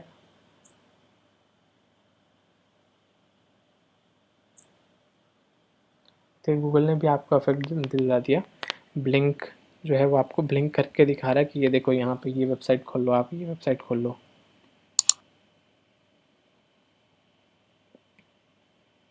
ठीक है, तो बिल्कुल इन्होंने ऐसे ही किया, ब्लिंक जो है वो टैग लगाया है और क्लोज़ कर दिया, उसके बीच से जो है कंटेंट लिखा है हमने भी BLIN के स्पेलिंग में कोई मिस्टेक नहीं रखी है।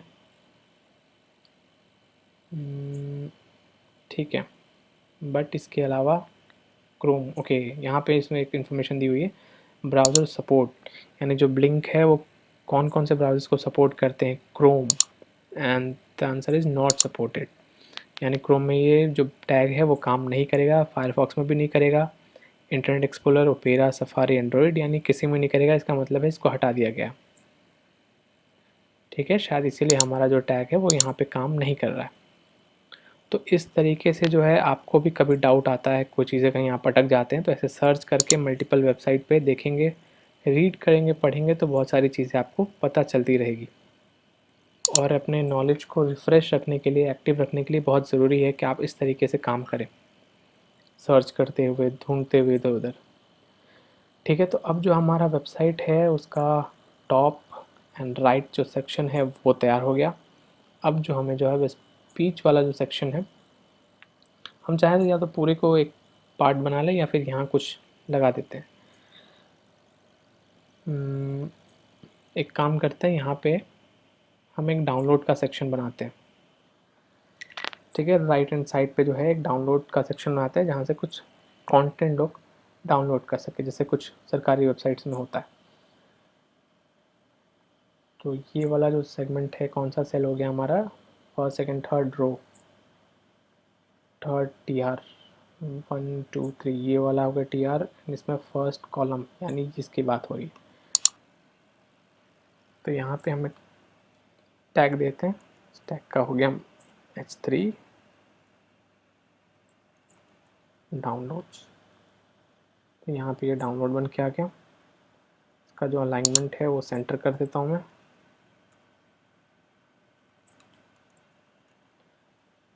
ठीक है, ये जो एट्रीब्यूट आप देख रहे हैं रेड रेड कलर में, ये सपोर्टेड तो अभी सपोर्ट कर रहे हैं, बट ये भी रिमूव करने की तैयारी में है। इसलिए ये जो विजुअल कोड स्टूडियो उसको अलर्ट दे रहा है वो रेड कलर के तौर पे दे रहा है, या तो हटा दिए गए हैं या हटा दिए जाएंगे आगे चल के। तो ये हमारा हो गया डाउनलोड का, मैंने टाइटल दे दिया। ठीक है, अब जो है कुछ हम PDF लगा लेते हैं जिनको हमें डाउनलोड करवाना है। ठीक है, तो एक तो PDF मैं निकाल लेता हूँ पहले। मान लीजिए मेरा ट्रेन टिकट का PDF है, उसको मैं क्या करता हूँ अपने हमारी फाइल है, ठीक है, यहाँ पे एक फ़ोल्डर बना लेता हूँ, न्यू फोल्डर डाउनलोड्स नाम से, और इसके अंदर हम अपनी फाइल रख लेते हैं। इसका रीनेम कर लेता हूँ मैं test.pdf। ठीक है, अब क्या करना है, अब मान लीजिए मैं डाउनलोड्स में एक P टैग देता हूँ, वो जो टेक्स्ट हो वो थोड़ा बोल्ड भी हो तो P टैग भी लगाया, और वो जो टेक्स्ट हो वो अंडरलाइन भी हो तो U टैग भी लगाया। Checkout list of new trains, ये मैंने यहाँ पर डाला। अब यहाँ पे देखिए checkout list of new trains, एक टेक्स्ट लाइन आ गई और वो अंडरलाइन होके आ रहा है, बोल्डेड भी है। ठीक है, तो इसका जो बोल्ड वाला फीचर है वो मैं फ़िलहाल के लिए रिमूव कर देता हूँ।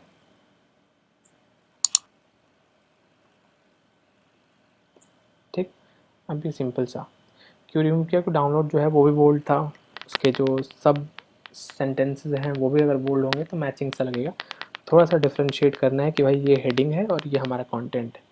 तो मैं चाहता हूँ कि अब कोई इस पर क्लिक करे तो पेज जो हमारा वो डाउनलोड हो जाए। तो अब क्या करना है हमें, हमें इसको सबसे पहले क्लिकेबल बनाना है कि कोई इस पर क्लिक कर सके। क्लिक करने के लिए बनाने क्या करना है, मतलब हाइपर टेक्स्ट बनाना होता है उस टेक्स्ट को।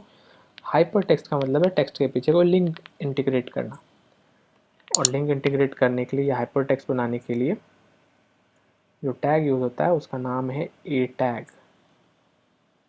इस टेक्स्ट को मैंने ए टैग के भीतर लिया और ए टैग के href में मैंने डाल दिया क्या, कि वो इस पर क्लिक करे तो कहाँ जाना है उसको, उसको उस PDF पे भेजना है जो PDF हमने डाउनलोड करके रखा है। तो उस PDF की लिंक हमें यहाँ पे एड्रेस उसका देना है। तो PDF कहाँ है, एसेट्स के अंदर डाउनलोड्स फोल्डर के अंदर test.pdf। अब मैं इसको सेव करके रिफ़्रेश करता हूँ तो ये देखिए जहाँ पर भी ए टैग होता है उसके कलर अपने आप थोड़े चेंज हो जाते हैं टेक्स्ट के। यहाँ फॉरगेट पासवर्ड पे देखिए या ऑलरेडी हैव अकाउंट पे देखेंगे। इस पर अगर मैं क्लिक करता हूँ तो ये देखिए टेस्ट डॉट जो पीडीएफ था, ये जो मेरा ट्रेन टिकट है उसका जो पीडीएफ है वो यहाँ पे खुल के आ गया।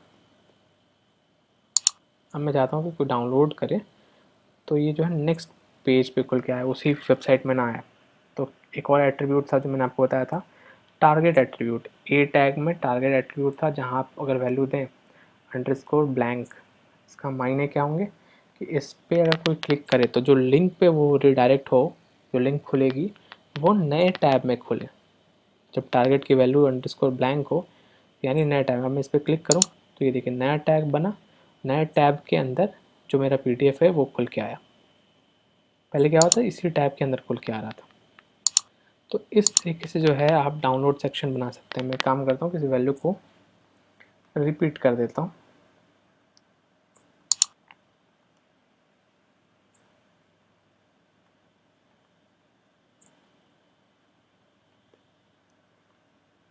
थोड़ा लगे कंटेंट फिल करने के लिए, ठीक है। ये मैंने डाल दिया। अब जो है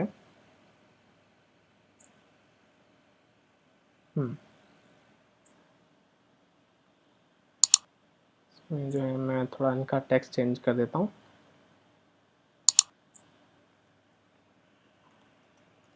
एट्टी न्यू ट्रेन्स लोकेटेड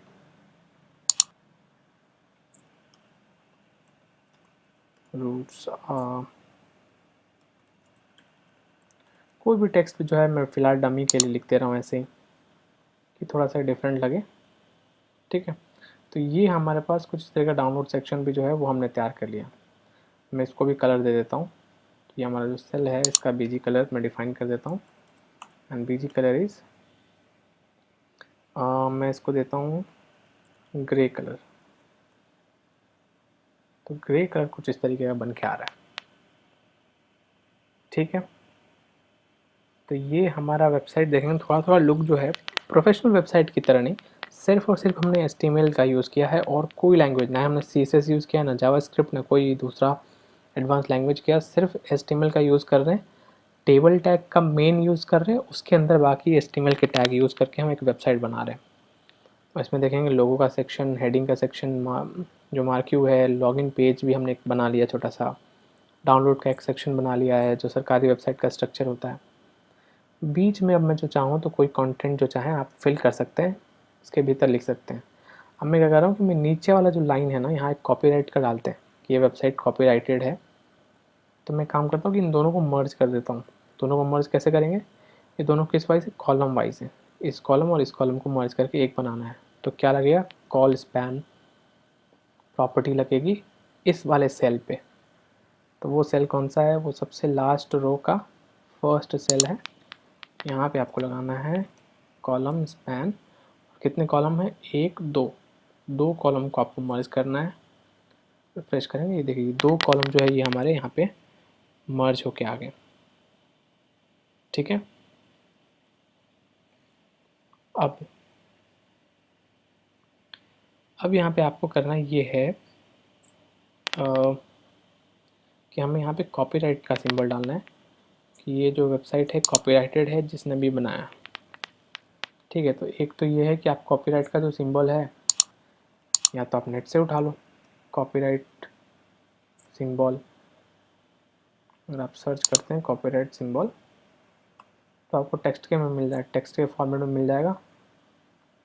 ये जैसे पी मिला है जैसे यहाँ पे, वैसे यहाँ पे ये कॉपीराइट का सिंबल है, ठीक है। ये वाले जो सिंबल हैं वो भी आप यहाँ से डायरेक्ट कॉपी करके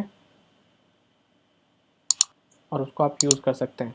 नॉर्मली टेक्स्ट के तौर पे वहाँ पे यूज़ हो जाएगा आपका। इसके अलावा भी एक तरीका वो है,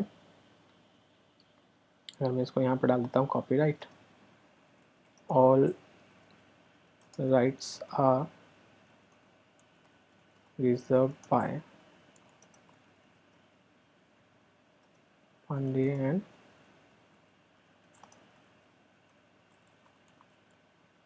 एवलराइट टेक्नोलॉजीज, ठीक है।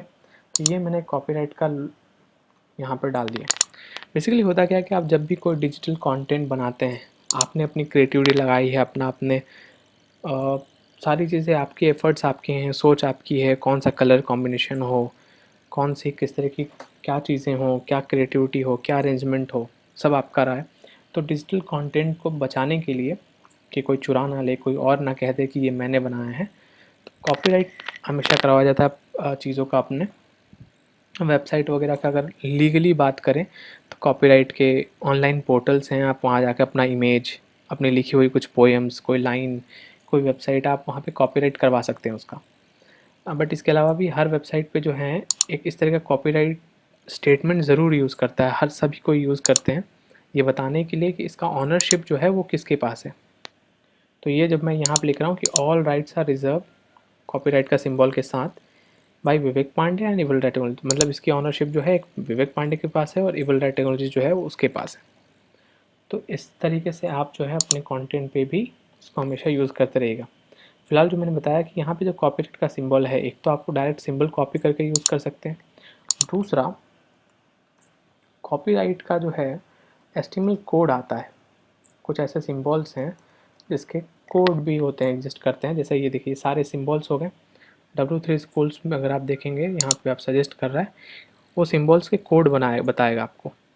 जैसे ये सिंबल हो गया, ये किसका, यूरो का सिंबल है, ये मैथमेटिकल सिंबल जो हो गए इस तरह के मल्टीपल, ये जो फाई का सिंबल हो गया, एम्पटी का जो सेट्स आपने पढ़े होंगे, पाई का सिंबल हो गया, तो इसको कैसे लिखें, कैसे, क्योंकि टेक्स्ट जो है कीबोर्ड में आपके बटन्स नहीं होते हैं कि आप पाई टाइप कर सको, आप सिग्मा जो है वो टाइप कर सको, सम का जो है जो एप्सिलन है उसको टाइप कर सको, तो उनके लिए एचटीएमएल के कोड्स हैं।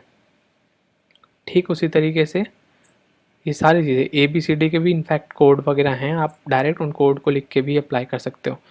मान लीजिए ये जो कोड है कॉपीराइट का, मुझे ये लगाना है, तो इसको जो है वो मैं इस कोड को यूज़ कर सकता हूँ, ठीक। या फिर एंड कॉपी कोलोन, इसे भी यूज़ करूँगा तो कॉपीराइट का सिंबल जो है वहाँ पे क्रिएट हो जाएगा, ठीक है। अब जो है मान लीजिए ये हार्ट वाला सिंबल है, मैं एंड हार्ट्स कोलोन इसको यूज़ करके देखता हूँ। मैं आगे यूज़ करता हूँ इसको, paste, this series is made with, heart का सिंबल हो जाएगा love, made with love for Diksha Katre, ठीक है। तो ये मैंने हार्ट का जो ये जो हमारा एचटीएमएल कोड फॉर्मेट हो गया उसमें मैंने लिख दिया। अब मैं रिफ्रेश करूँ तो यहाँ पे देखिए, एक तो ये हमारा कॉपीराइट का ही रहा था, all rights are reserved by Vivek Pandey and एवलराइट।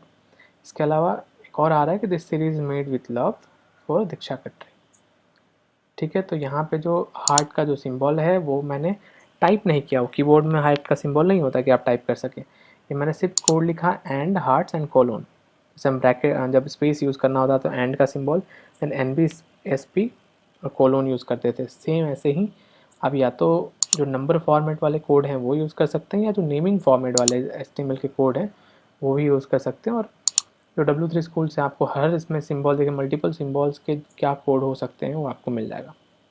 Maths के जो सिंबल्स हैं उसके क्या HTML कोड हैं वो भी आपको मिल जाएगा। तो उसके ज़रिए जो है आप फिर यूज़ कर सकते हैं इन चीज़ों को, ठीक है। अब मैंने डाउनलोड्स में आपको दिखाया था कि PDF हमने डाउनलोड पर लगाया था। अब मान लीजिए मुझे कुछ MP3 कोई ऑडियो है, वीडियो है, वो डाउनलोड पर डालना है कि लोग इस पर क्लिक करें तो वो वीडियो डाउनलोड हो जाए, तो कैसे करूँगा मैं। तो फिलहाल मेरे पास MP3 है, तो मैं काम करता हूँ, ठीक है, listen to this soulful music, ठीक है। ये मैंने टेक्स्ट डाल दिया, उस पर कोई क्लिक करे तो अब मुझे एड्रेस देना है कि मेरा जो ऑडियो है वो डाउनलोड जाए। तो ऑडियो फाइल कहाँ है मेरा, एसेट्स के अंदर test.mp3, ठीक है। मैं इसको रिफ्रेश कर रहा हूँ तो यहाँ पे आ रहा है listen to this soulful music. अब यहाँ पे देखेंगे कलर जो है, इन सारे जो टेक्स्ट हैं उनका कलर वायलेट है, बैंगनी रंग का है, और ये कलर ब्लू है। ऐसा क्यों? सो ब्राउज़र जो है आपके एक्टिविटीज़ को रिकॉर्ड करता है, बेसिकली वो जानता है कि जिन भी लिंक्स पे आप जा चुके हैं, जिन लिंक पे आप क्लिक कर चुके हैं, विज़िट कर चुके हैं, उनका कलर उसने बैंगनी बताया, वायलेट रंग बताया, जिससे आपको पता चलेगा अच्छा ये लिंक है, ये लिंक तो मैं जा चुका हूँ, तो मैं कोई दूसरा लिंक चेक करता हूँ। और जिन लिंक पे आप नहीं गए हैं, वो उन सारे लिंक को वो ब्लू कलर में शो करता है कि ये फ्रेश है, ये आपके लिए नया है, इस वेबसाइट पे आपने विज़िट नहीं किया। मान लीजिए मैं यहाँ पे सर्च करता हूँ ब्लिंक टैग, ठीक है। तो जब हम ब्लिंक टैग यूज़ कर रहे थे, तो ये देखना है यहाँ पे कि ये वाला जो लिंक है वो ब्लू कलर में आ रहा है और ये जो लिंक है वो वायलेट कलर में आ रहा है, ये भी लिंक वायलेट कलर में आ रहा है। इसका मतलब ब्राउज़र हमें बताना चाहता है कि ये जो दोनों वेबसाइट्स हैं w3docs.com और tutorialspoint.com, ये दोनों आप विज़िट कर चुके हैं और ये जो ब्लू वाला है वो विज़िट आपने नहीं किया है। तो ठीक इसी तरह वो ए टैग जो हैं, जो लिंक्स हैं हाइपरटेक्स्ट, उनकी एक्टिविटी को ब्राउज़र हमारे लिए, हमारी सहूलियत के लिए रिकॉर्ड करके सेव करके रखता है। ठीक है, तो फिलहाल हमें देखना था कि ऑडियो फाइल डाउन, हमने वीडियो देख लिया था, हाँ पीडीएफ के लिए देख लिया था कि मैं क्लिक करूँ और पीडीएफ नेक्स्ट टैब में खुल के आ जाए। ऑडियो पे अगर मैं क्लिक करता हूँ तो क्या हो रहा है, तो देखिए न्यू टैब में जो है ऑडियो प्लेयर बन के यहाँ पे खुल के वो आ गया है, यहाँ पे सारे कंट्रोल्स के साथ वो आ गया है। वहाँ पे ऑडियो सेक बार है जहाँ से आप आगे पीछे कर सकते हो, प्ले पॉज बटन है, ऑडियो कंट्रोलर है, म्यूट करना है कि ऑडियो कम करना है। ठीक है, तो इस तरीके से बेसिकली क्या है कि आप फाइल्स की लिंक दे सकते हैं जिससे कोई भी यूज़र डायरेक्ट आपकी फ़ाइल तक पहुंच सके। ठीक है, तो ये कुछ एक जो वेबसाइट है, ये हमारा उसका पूरा सेक्शन हो गया। अब मैं काम करता हूँ कि इस फुटर को भी सेंटर में करता हूँ, इसको एक कलर देता हूँ। तो ये जो हमारा फुटर है, फुटर कहाँ है, इसमें है, मैं इसको कलर देता हूँ बीजी कलर, मैं इसको देता हूँ पिंक। पिंक ठीक लग रहा है, चलो सफिशेंट है, ठीक है, कोई इशू नहीं है। और इसको मैं अलाइन करता हूँ, अलाइन में इसको कर देता हूँ सेंटर। ठीक है, तो ये जो हमारा यहाँ पे वेबसाइट का फुटर भी बन गया, लेफ़्ट साइड राइट साइड एक जो हमारा हेडिंग है वो भी तैयार हो गया, और एक जो फ्लोटिंग जो हमारा टेक्स्ट है, जो मार्क्यू है, वो भी हमारे पास तैयार हो गया। अब इस बीच का जो बॉडी हमारा, इसमें थोड़ा सा कंटेंट फिल कर देते हैं। अभी के लिए मैं डमी टेक्स्ट कुछ भी डाल दे रहा हूँ। तो ये हमारा है थर्ड रो का second cell, third row, row number 1, row number 2, ये है रो नंबर 3, सेकंड सेल जो है वो है यहाँ पे। यहाँ पे मैं काम करता हूँ कि ये डमी टेक्स्ट, डमी टेक्स्ट जो है वो मैंने ऐड कर दिया। ठीक है, ये काफ़ी ज़्यादा जो इसकी विड्थ है वो फैल गई और बाकी कंटेंट को डिस्टर्ब कर रहा है, तो मैं इसकी जो विड्थ है वो कम कर देता हूँ। So here width equals to, मैं इसको 30% देता हूँ। ओके, 30% से बाकी जो ये था ये फैल गया, तो इसको मैं और बढ़ा देता हूँ, 40 कर देता हूँ, 40, इसको मैं 60 कर देता हूँ, 60 भी ठीक नहीं लग रहा तो मैं इसको 50 कर देता हूँ। ठीक है, अब ये थोड़ा बेटर लग रहा है कि हमारा सारा कंटेंट जो है वो डिस्प्ले हो रहा है स्क्रीन पे, कोई ख़राब नहीं हुआ है। तो इस हिसाब से जो है बीच में आप, मैंने आपको बताया था कि डमी टेक्स्ट जो है आपको जब फिल करना हो तो सिर्फ लॉरेम जो है LORM सब क्लिक टाइप करेंगे तो खुद ब खुद विजुअल कोड स्टूडियो जो है आपको इस तरीके से लॉरेम सजेस्ट कर देगा। इस पर जब क्लिक करेंगे तो एक डमी टेक्स्ट जो है वो क्रिएट होकर आ जाएगा कि आपको टाइप बहुत ज़्यादा ना करना पड़े, आपका टाइपिंग टाइम बच जाए। तो लेट्स सपोज आपको सिर्फ स्पेस ही फिल करना है, तो उसके लिए कोई भी टेक्स्ट आप जो डमी टेक्स्ट वगैरह जो है वो यूज़ कर लीजिए। तो इस तरीके से जो अगर आप देखेंगे तो हमारा जो वेबसाइट है वो यहाँ पे हमारा वेबसाइट तैयार हो गया।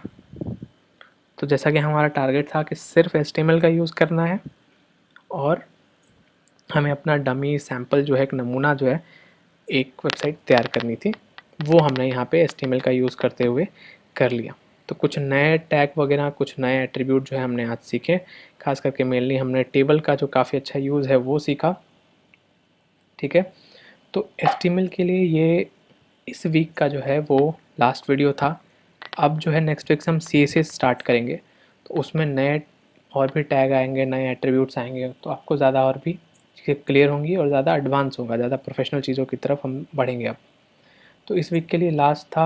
अभी तक मैंने जो टैग आपको बता दिए हैं वो सफिशिएंट नहीं है, और भी बहुत सारे HTML के टैग हैं, उनको आपको खुद ढूंढ के पढ़ना है। मैंने आपको सोर्स भी बताया था कि आप W3 स्किल्स का यूज़, जो स्कूल्स का यूज़ है उसका काफ़ी अच्छा करिए, प्रैक्टिस करिए।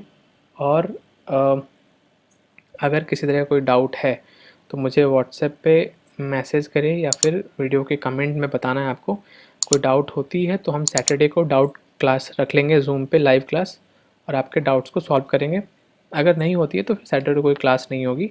संडे को देन आपकी कंपलसरी एक HTML बेस्ड जो है वो एक क्विज़ होगा, एक ऑनलाइन एग्ज़ाम होगी। और ये एग्ज़ाम ज़रूरी इसलिए है क्योंकि वेब प्रोग्रामिंग की जो कोर्स है, अगर आप उसको फिनिश करते हैं तो 1 या 2 महीने बाद आपको एक सर्टिफिकेशन जो है एविलराइट की तरफ से वो आपको मिलेगा, और वो इसी बेसिस पे मिलेगा कि आपने अपने संडे के जितने एग्ज़ाम्स हुए उसमें किस तरीके से परफॉर्म किया। और उन एग्ज़ाम में कुछ भी पूछा जा सकता है। मैंने जितना HTML में आपको पढ़ाया सिर्फ उतना ही नहीं, मुमकिन है कि कुछ थोड़ा सा बाहर का जो मैंने नहीं बताया बट एक्सपेक्टेड था कि आप खुद से सर्च करके आपने सीखा होगा, वो भी पूछ सकते हैं। ठीक है, तो ये एक छोटा सा मैंने सैंपल बनाया है। आप भी थोड़ा सा कुछ ट्राई करिएगा, इस पे प्रैक्टिस करिएगा, अपनी क्रिएटिविटी के हिसाब से कोई एक पेज, सैंपल पेज क्रिएट करने की कोशिश करिएगा, बनाइएगा, और उसकी इमेजेस हो सके तो आप मुझ तक ज़रूर शेयर करिएगा। ठीक है, फ़िलहाल के लिए इतना ही।